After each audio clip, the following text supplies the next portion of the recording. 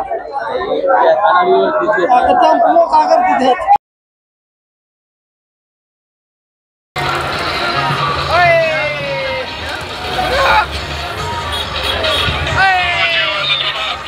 तुळजापूरहून आलोय।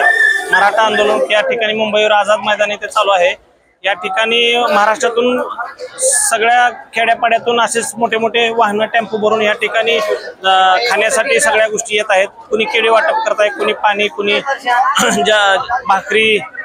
तसंच आता कोल्हापूरहून एक टेम्पो भरून आलाय गोकुळ दूध संघातर्फे। सतेज बंटी पाटील साहेब यांनी गोकुळ दूध संघाच्या वतीनं हा समोर असलेला टेम्पो भरून त्यांनी दूध पाठवून दिलेला आहे।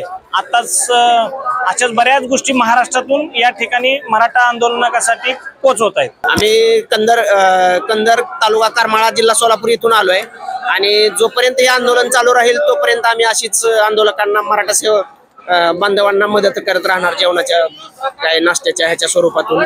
आणि कालपासून चालू आहे आमची सेवा। प्रशासन याच्यावरती गंभीर होईना आहे, पण लवकरच निर्णय घ्यावा लागेल, अन्यथा मुंबई लवकरच बंद होण्याची शक्यता आहे। आलेलो आहे तरी शेजारी इथं कमी पडली अशी सरकारने घोषणा दिली, हॉटेल ती बंद केलेले होते। त्याच्यामुळे आम्ही गावाकडनं शेजारी आणले, पाटलांनी निरोप दिल्यामुळं अजून 5-6 दिवस पूर्ण असं 10 गाड्यात आमच्या पाटोदा तालुक्याच्या।